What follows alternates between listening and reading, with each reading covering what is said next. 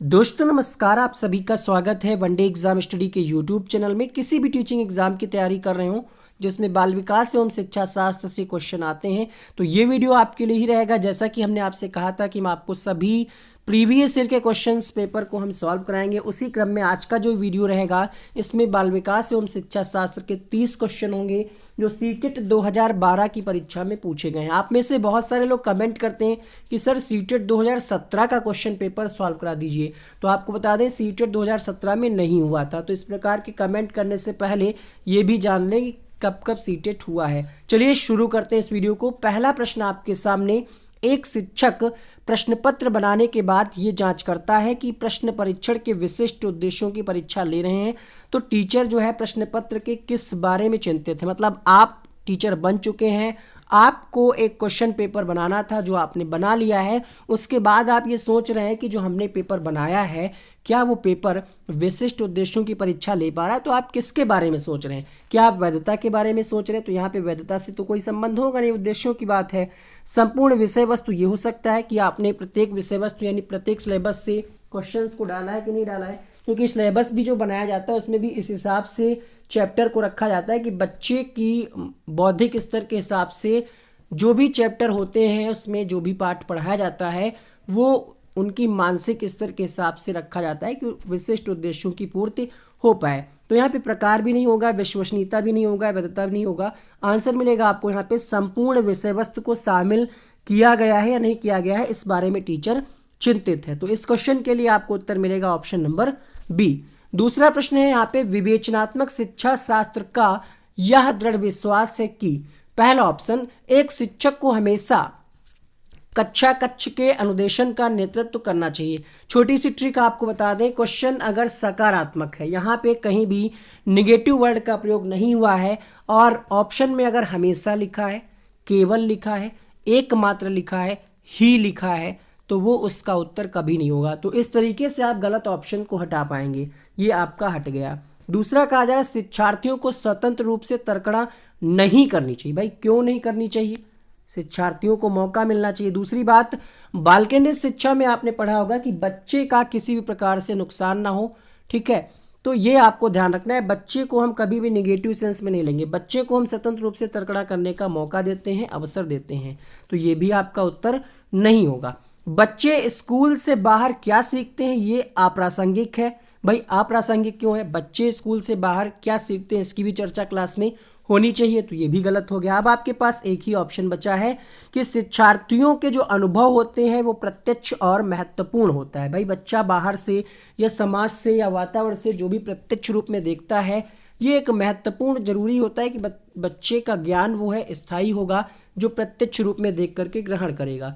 तो विवेचनात्मक शिक्षा शास्त्र का ये विश्वास है कि शिक्षार्थियों के जो अनुभव होते हैं वो महत्वपूर्ण होते हैं और प्रत्यक्ष होते हैं। तीसरा प्रश्न आप सबके सामने, क्वेश्चन नंबर 3 कह रहा है कि विद्यालय आधारित आकलन मुख्य रूप से किस सिद्धांत पर आधारित होता है। पहला ऑप्शन, बहुत किफायती हो। भाई अगर बहुत किफायती होगा तो हो सकता है हर विद्यालय में ये सुविधा ही ना हो पाए, है ना। बहुत सारे ऐसे स्कूल हैं जहाँ पे इतनी फीस नहीं है बच्चों की, तो कोई ज़रूरी नहीं कि हर स्कूल में सारी सुविधाएं हो पाए। किफ़ायती, तो ये गलत हो गया। दूसरा ऑप्शन देखिए, बाह्य परीक्षकों की अपेक्षा 2 बार लिख गया यहाँ पे, शिक्षक अपने शिक्षार्थियों की क्षमताओं को बेहतर जानते हैं। ये बात बिल्कुल सही है। मान लिया आप जिससे पढ़ रहे हैं, जिस टीचर से, अगर वही आपका एग्जाम लेता है तो आपको डर कम लगेगा और बहुत ही आराम से आप पेपर दे पाएंगे। भाई आपने कभी 12th में या हाई स्कूल में या कभी ना कभी अगर आपने बीएड बीटीसी किया है, प्रैक्टिकल के लिए एग्जामिनर आते हैं तो कितना आपको डर लगता है ना। जबकि अगर क्लास के टीचर क्लास के टीचर आपसे अगर आपका बोले वाइवा, ठीक है, प्रैक्टिकल का जो वाइवा होता है, तो आपको उतना डर नहीं लगेगा। क्यों? क्योंकि आप उनसे भली भांति परिचित हैं। भले ही नंबर कम ज़्यादा हो बात अलग की, लेकिन एक अंदर से डर नहीं रहता है अगर हम टीचर को जानते हैं पहले से। तो यही बात कही जा रही है कि बाह्य परीक्षकों की अपेक्षा शिक्षक अपने शिक्षार्थियों की क्षमताओं को बेहतर जानते हैं और टीचर लगातार आपको पढ़ा रहा है और वही टेस्ट ले रहा है, तो वो बेहतर ढंग से आपको समझ पाएगा कि कौन सा बच्चा किस तरीके से किन किन एक्टिविटियों से संबंधित है, कौन सा बेहतर प्रदर्शन कर पाएगा। तो ये बेहतर होगा कि जो आकलन हो वो क्लास के ही टीचर से कराया जाए। क्लास के मतलब स्कूल के ही टीचर से कराया जाए, क्योंकि अगर बाह्य परीक्षक आएंगे तो वो उतना बेहतर आकलन नहीं कर पाएंगे। वही कुछ समय के लिए आए और आप उनको लगातार पढ़ा रहे हैं सालों से या पिछले 6 महीने से, तो आप बेहतर ढंग से जानते हैं। यहाँ पे कहा जाता है विद्यालय बाह्य परीक्षाओं की अपेक्षा ज़्यादा सक्षम है, कोई ज़रूरी नहीं है किसी भी कीमत पे। तो यहाँ पे ग्रेड की बात कही जा रही थी, जो कि पूर्णतः गलत है। तो आंसर मिलेगा यहाँ पे ऑप्शन नंबर बी, अर्थात विद्यालय आधारित आकलन का मतलब ये है कि जो आकलन कराया जाए वो विद्यालय के टीचरों के द्वारा ही कराया जाए। क्वेश्चन नंबर 4 है, शिक्षार्थी वैयक्तिक विभिन्नता प्रदर्शित करते हैं अतः शिक्षक को अधिगम की एक समान गति पर बल देना चाहिए, सीखने के विविध अनुभवों को उपलब्ध कराना चाहिए। कठोर, देखिए कठोर वाला ऑप्शन देखते ही आप आंसर काट देंगे अगर प्रश्न सकारात्मक है। परीक्षाओं की संख्या बढ़ाने से क्या होगा भाई, परीक्षा लेने से थोड़ी हम बच्चे को अच्छा सिखा सकते हैं। एक समान गति, तो एक स्पीड से हम क्यों पढ़ाएंगे, हम बच्चों की आवश्यकताओं उनकी रुचियों के हिसाब से पढ़ाएंगे, तो ये भी गलत हो गया।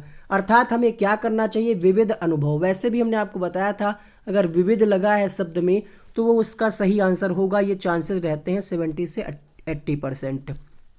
आंसर मिला आपको ऑप्शन नंबर बी। 5वां प्रश्न आपके सामने। अब हम चाहते हैं कि अगर आपको ये वीडियो अभी तक समझ में आया हो, इसी तरीके से आपको आगे भी समझ में आएगा, इसका वादा है। वीडियो को अभी से आप लाइक कर दीजिए, क्योंकि आप भूल जाते हैं, भावनाओं में खो जाते हैं, इसलिए एक लाइक अभी कर दीजिए। चैनल पर न्यू आए हैं सब्सक्राइब करके बेल आइकन को ऑन कर लीजिए। अगर आप सीटेट पेपर 2 की तैयारी करना चाहते हैं जिसमें साइंस और सोशल साइंस आती है, तो यूट्यूब में सर्च करें एग्जाम लवर। एग्जाम लवर पे आपको पेपर 2 की तैयारी कराई जा रही है, जिसमें सोशल साइंस के वीडियोस आ रहे हैं, उसको भी आप सब्सक्राइब कर लीजिएगा। लिंक हम नीचे डिस्क्रिप्शन बॉक्स में दे देंगे। क्वेश्चन नंबर 5 आपने पढ़ लिया है, जहां पे वाइगोत्स्की आता है, सीधा सीधा संबंध किससे होता है, समाज से होता है। तो इसका पहला ऑप्शन सही होगा। नैतिक की बात कौन करते हैं, तो कोहलबर्ग महोदय। तो यहाँ पे आपसे कहा जा रहा था कि वाइगोत्स्की बच्चों को सीखने में किस कारक, तो वाइगोत्स्की का कहना था कि बच्चे सामाजिक अंतःक्रिया के द्वारा बेहतर सीखते हैं, और तो इसका आंसर मिलेगा आपको ऑप्शन नंबर ए। छठा प्रश्न आपके सामने, एक शिक्षिका अपने शिक्षार्थियों की विभिन्न अधिगम शैलियों को संतुष्ट करने के लिए वैविध्यपूर्ण कार्यों का उपयोग करती है, वो किससे प्रभावित है, मतलब, और इस टॉपिक से हर बार क्वेश्चन आता है सीटेट में। ये है आपका, पहले आंसर कर दें फिर बताते हैं।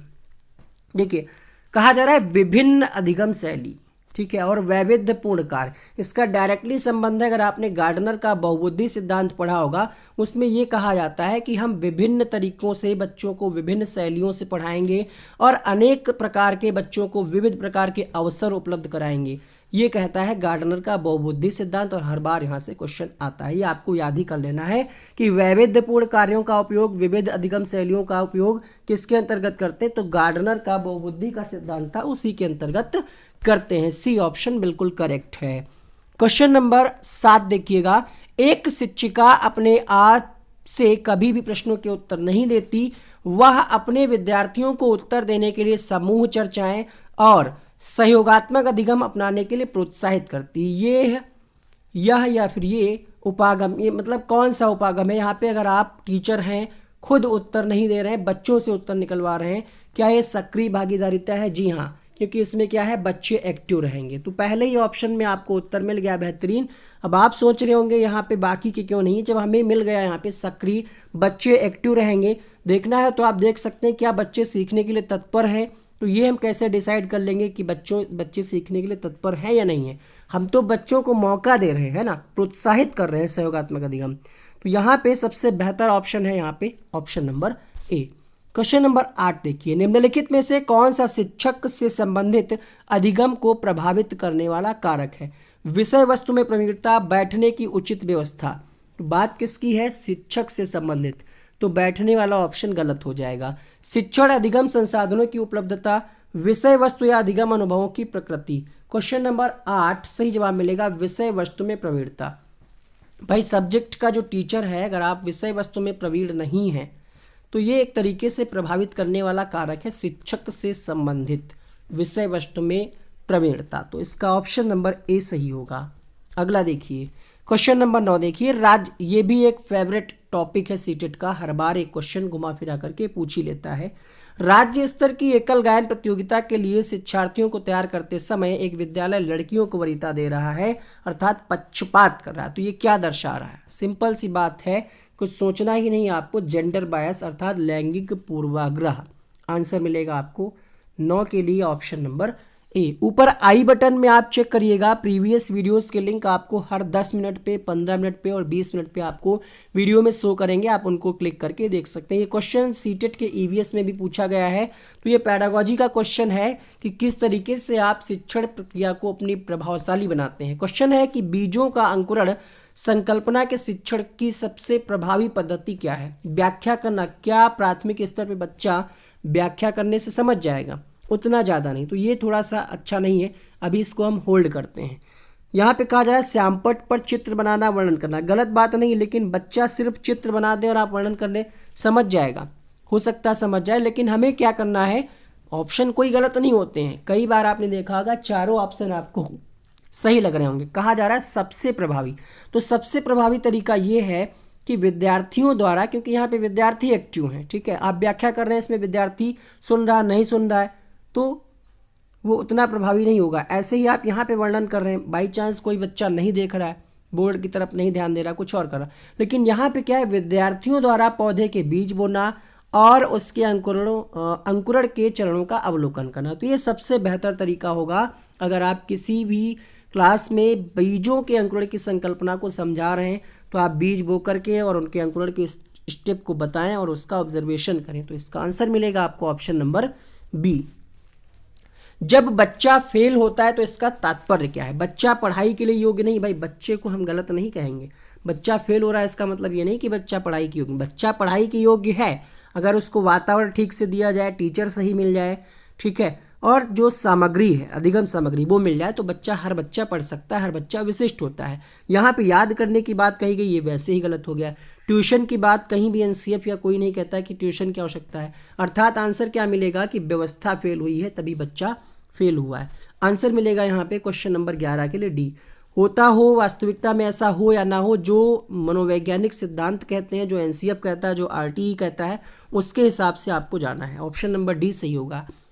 शिक्षण से अधिगम पर बल देने वाला परिवर्तन हो सकता है। परीक्षा परिणामों पर केंद्रित करके, मतलब शिक्षण से अधिगम पर बल देने वाला कौन सा परिवर्तन होगा? भाई रटने वाला तो नहीं होगा, है ना, ये भी नहीं होगा। सबसे बेहतर क्या है कि बाल केंद्रित शिक्षा प्रणाली को अपनाया जाए, बच्चों के सेंटर में रखा जाए, बच्चों की आवश्यकताओं, रुचियों को ध्यान में रख करके शिक्षण विधि को बढ़ावा दिया जाए। तो यहाँ पे बाल केंद्रित शिक्षण अधिगम को अपना करके हम अच्छा कार्य कर सकते हैं शिक्षण के क्षेत्र में, और ये जरूरी भी है, ठीक है। 13वां प्रश्न देखिएगा, समावेशी शिक्षा। 4 से 5 नंबर का टॉपिक है, आपकी परीक्षा में यहाँ से क्वेश्चन आते हैं, तो अच्छे से पढ़ लीजिएगा। इस पर भी डिटेल वीडियो जल्द ही हम आपको देंगे इस बार, तो टेंशन नहीं लेना है, आपको वेट करना है, अच्छे अच्छे वीडियोस आपको आएंगे। एनसीएफ 2005 पे वीडियो आएगा, आरटीई पे आएगा, तो सारे वीडियोस आपको मिलेंगे। ऑलरेडी वीडियोस अपलोड हो चुके हैं, अगर आप यूट्यूब में सर्च करेंगे एनसीएफ 2005 और आगे लिख देंगे वनडे एग्जाम स्टडी, आपको मिल जाएगा। ऐसे ही आप लिखेंगे समावेशी शिक्षा वनडे एग्जाम स्टडी, आपको मिल जाएगा। तो समावेशी शिक्षा क्या है? कक्षा में विविधता का उत्सव मनाती है। क्यों? क्योंकि ये किसी भी प्रकार का भेदभाव नहीं करती, ना ही जाति के आधार पे, ना ही लिंग के आधार पे, ना ही किसी भी प्रकार से कोई भी भेदभाव नहीं करती। कक्षा में ऐसी व्यवस्था करती है कि किसी भी प्रकार से पिछड़ा बच्चा हो, वंचित बच्चा हो, सभी के जैसे एक जैसी व्यवस्था। तो ये कक्षा में विविधता का उत्सव मनाती है। निम्नलिखित में से कौन सा वस्तुनिष्ठ प्रश्न है? जैसे आपके सामने ये जो प्रश्न आप हल करें तो वस्तुनिष्ठ है, इसमें एक ही आंसर होगा, है ना। निबंधात्मक में वस्तुनिष्ठ कहाँ से हो जाएगा? लघुत्तरात्मक में भी आपको कुछ शब्दों में लिखना होता है, 50 या 100 शब्दों में, है ना। मुक्त अंत वाले में तो कई सारे उत्तर हो जाएंगे। तो क्वेश्चन नंबर 14 के लिए आपको उत्तर मिलेगा सत्य या असत्य, इसमें एक ही आंसर होगा, या तो सत्य या तो असत्य। तो ये क्या है? वस्तुनिष्ठ प्रश्न का एक प्रकार है। Option number D, true false. निम्नलिखित में से कौन सी प्रगतिशील शिक्षा की विशेषता है? देखिए यहाँ पे कहा जा रहा है केवल लिखा है, ऑप्शन काट दीजिए। बार बार परीक्षाओं पे बल दिया जाए, ऑप्शन काट दीजिए। बार बार अंक प्राप्त करने पे बल दिया जाए, ऑप्शन काट दीजिए। प्रगतिशील शिक्षा का कॉन्सेप्ट जॉन डीवी ने दिया था, तो इसमें क्या है? समय सारणी और बैठने की व्यवस्था में लचीलापन। लचीलेपन का मतलब है आवश्यकता अनुसार, बच्चों की आवश्यकता अनुसार हम उसमें परिवर्तन कर सकें, समय सारणी में या बैठने की व्यवस्था में। पियाजे के संज्ञानात्मक विकास के चरणों में 4 चरण यहाँ पे जो दिए हैं, पियाजे ने संज्ञानात्मक विकास का सिद्धांत, उससे क्वेश्चन है। पहले चरण से पूछा जा रहा है कि संवेदी प्रेरक अवस्था जो है ये किससे संबंधित है? सामाजिक मुद्दों से, अनुकरण और मानसिक तार्किक। देखिए बच्चा संवेदी यानी 0 से 2, संवेदी मतलब 0 से 2 वर्ष, 24 माह में बच्चा क्या तर्क कर पाएगा? नहीं कर पाएगा, विश्लेषण भी नहीं कर पाएगा। अब दो ऑप्शन है भाई, समाज के बारे में 24 माह में बच्चे को क्या पता होगा? तो ये भी नहीं होगा। अर्थात बच्चा क्या करता है? अनुकरण द्वारा सीखता है ना। और चीज़ बता रहे हैं, सॉरी, स्मृति में धीरे धीरे मानसिक निरूपण, उसके माइंड में चीज़ें जो है फिट होती रहती हैं कि ये मान लिया उसको पहली बार दूध पिलाया गया या बिस्किट खिलाया गया, तो उसके माइंड में धीरे धीरे चीज़ें जो है फीड होती रहती हैं कि हाँ ये है, ये हमें खाना चाहिए, ये खाया जाता है, इस तरीके से। ठीक है, धीरे धीरे अनुकरण करता है, धीरे धीरे होता है। तो ऐसा नहीं कि एकदम से वो बच्चा सब कुछ जान जाए। तो बच्चा क्या है, इस अवस्था में अनुकरण के द्वारा सीखता है और उसके माइंड में मानसिक निरूपण की प्रक्रिया धीरे धीरे स्टार्ट होने लगती है। कोहलबर्ग के अनुसार शिक्षक बच्चों में नैतिक मूल्यों का विकास कर सकता है। कठोर दिखा आपको, काट दीजिए। ठीक है, स्पष्ट दिखा है, स्पष्ट नियम बताना, ये भी उतना प्रभावशाली नहीं है। बात किसकी कही जा रही? नैतिक मूल्यों का। आप नैतिक वाला ऑप्शन ही आपको देखना चाहिए, नैतिक मूल्यों पर आधारित चर्चाओं में उन्हें शामिल करके। वैसे भी हमने आपको वीडियो ट्रिक वाले में बताया है कि जहाँ पे चर्चा की बात कही जाए, अवसर की बात कही जाए, वो विकल्प ज़्यादा प्रभावशाली होता है। तो इसका आंसर मिलेगा डी ऑप्शन। क्वेश्चन नंबर 18, छोटे शिक्षार्थियों को कक्षा कक्ष में समवयस्कों के साथ अंतःक्रिया करने पर प्रोत्साहित करना चाहिए, जिससे क्या होगा? मतलब हम बच्चों को क्या करेंगे, जो समवयस्क हैं उनके साथ अंतःक्रिया करने के लिए हम प्रोत्साहित करेंगे। क्यों? एक दूसरे से प्रश्नों के उत्तर सीख सकें। भाई प्रश्नोत्तर याद कराने की बात कही जा रही है, ये उतना प्रभावशाली नहीं है। समवयस्कों के द्वारा बच्चे सीखते हैं, ये कॉन्सेप्ट अभी अभी आपने इसी वीडियो में पढ़ा था। किसका था? वाइगोत्स्की। वाइगोत्स्की किसकी बात करते हैं? समाज की। ऐसे आपको रिलेट करना है। तो ये वाइगोत्स्की से ही क्वेश्चन था, बस पूछने का तरीका बदल गया कि छोटे विद्यार्थी समवयस्कों के साथ अंतःक्रिया के द्वारा सीखते हैं। यह बात स्वयं वाइगोत्स्की ने अपने सिद्धांत में कही है, सामाजिक अधिगम के सिद्धांत। तो अर्थात यहाँ पे आंसर आएगा, वे पढ़ने के दौरान सामाजिक कौशल सीख सकें। एक बार शेयर करिए भाई सभी लोग, जितने भी लोग लाइव देख रहे हैं। आप लोग सोच रहे होंगे कि नाम क्यों नहीं बोलते हैं आप हमारा।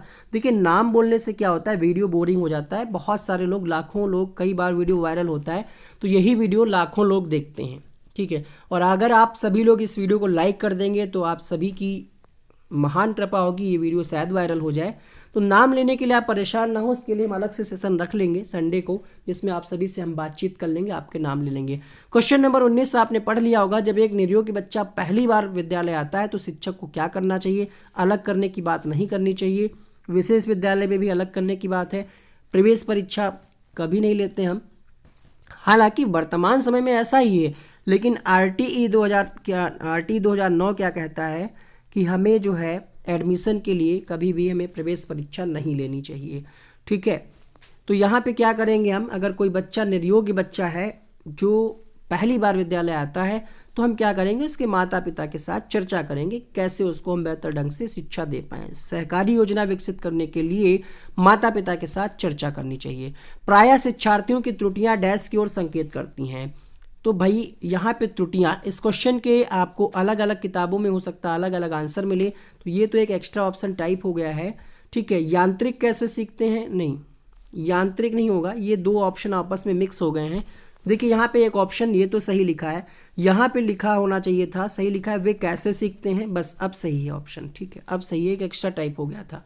तो यहाँ पे आंसर क्या आएगा? यहाँ पे क्वेश्चन नंबर 20 के लिए वे कैसे सीखते हैं। एनसीएफ 2005 कहता है कि अगर बच्चा त्रुटियां कर रहा है तो पहली बात उसको पॉजिटिव वे में देखना चाहिए कि त्रुटियों से ही बच्चा सीखता है। इसलिए आंसर क्या आएगा यहाँ पे कि वे कैसे सीखते हैं, बी ऑप्शन। कई बुक्स में इसका आंसर दिया है यांत्रिक अभ्यास की आवश्यकता है, जो कि बिल्कुल गलत है। आपको ये ध्यान रखना है कि अगर आप गलतियां कर रहे हैं तो इसका मतलब है कि आप कहीं ना कहीं कुछ सीख रहे हैं। तो ये किसको प्रभावित करेगा, संकेत किसको दे रहा है कि आप कैसे सीख रहे हैं। ठीक है, बी ऑप्शन सही होगा। पहले हमें भी लगा था कि अगर आप लगातार गलतियां करेंगे तो यांत्रिक अभ्यास की, नहीं, ए यहाँ पे सामाजिक आर्थिक, तो आर्थिक से हमें कोई मतलब नहीं गलतियों से। बेहतर ऑप्शन क्या है कि आप कैसे सीखते हैं, बी ऑप्शन इसका सही होगा। निम्नलिखित में से कौन सी समस्या समाधान की वैज्ञानिक पद्धति का पहला चरण है? निर्माण करना, परीक्षण करना, प्रकल्पना, समस्या के प्रति जागरूक होना। मान लिया आपके पास कोई समस्या आई तो आप उसके बारे में पहले जागरूक होते कि ये है क्या। जैसे इस समय जो वायरस चल रहा है उसके बारे में आप जागरूक होंगे। ठीक है, उसके बाद ही तो हम उसके बारे में उसके बाद क्या करेंगे, उससे संबंधित आप जानकारी को एकत्र करेंगे, है ना। फिर क्या है, फिर अगला स्टेप क्या है, निर्माण करेंगे और फिर परीक्षण करेंगे। तो सबसे पहले प्रथम चरण आपसे पूछ रहा था, प्रथम चरण क्या होगा कि हम उसके बारे में जागरूक हों। सी ऑप्शन सही होगा। मानव व्यक्तित्व, बिल्कुल सीटेट का फेवरेट क्वेश्चन है, ये भी हर बार आता है अलग अलग तरीके से। मानव व्यक्तित्व हमने आपको बताया केवल वाला ऑप्शन गलत हो जाएगा, केवल वाले 2 ऑप्शन काट दीजिए। मानव व्यक्तित्व जो है आनुवांशिकता और वातावरण की अंतःक्रिया का परिणाम है, तो ऑप्शन नंबर सी सही होगा। ऊपर आई बटन चेक कीजिएगा, सीटेट 5 जुलाई के नाम से ट्रिकी वीडियोस की प्लेलिस्ट है, जब भी आपको समय मिले आई बटन में चेक करके जरूर देखिएगा। क्वेश्चन नंबर 23 है यहाँ पे, शिक्षण अधिगम प्रक्रिया में व्यक्तिगत रूप से ध्यान देना क्यों महत्वपूर्ण है। देखिए यहाँ पे फिर आपको मिल गया हमेशा, हमेशा मतलब ऑप्शन गलत, ठीक। यहाँ पे कहा जा रहा है कि यहाँ पे देखिए ही मिल गया है, मतलब ऑप्शन गलत। ये ट्रिक है आपको पकड़ने की, गलत ऑप्शंस को छांटने की। आंसर मिलेगा बच्चों की विकास दर भिन्न होती है और वे भिन्न भिन्न तरीकों से सीखते हैं व्यक्तिगत रूप से, इसीलिए ध्यान देना चाहिए, क्योंकि हर बच्चा विशिष्ट होता है। हो सकता है हम आपको जिस तरीके से पढ़ा रहे हो कुछ लोगों को समझ में आ रहा हो, कुछ लोगों को ना समझ में आ रहा हो, है ना। तो हर बच्चा विशिष्ट होता है, सभी का सीखने का तरीका अलग अलग होता है और सिखाने का तरीका भी अलग अलग होता है। किसी को किसी का पढ़ाने का तरीका समझ में आता है, इसका मतलब ये नहीं कि सभी को समझ में आए। अगर आपको समझ में आ रहा है तो आप 10 लोगों को और इसको शेयर करिएगा, जिससे अधिक लोगों तक ये वीडियो पहुंच पाए। ब्लूम टैक्सोनॉमी से क्वेश्चन है, कहा जा रहा है सीखने का क्षेत्र कौन सा है, तो व्यावसायिक नहीं होगा, आध्यात्मिक नहीं होगा। सीखने का क्षेत्र क्या होता है, क्वेश्चन नंबर 24 सही जवाब मिलेगा आपको यहाँ पे, भावात्मक क्षेत्र होता है, ऑप्शन नंबर सी सही होगा।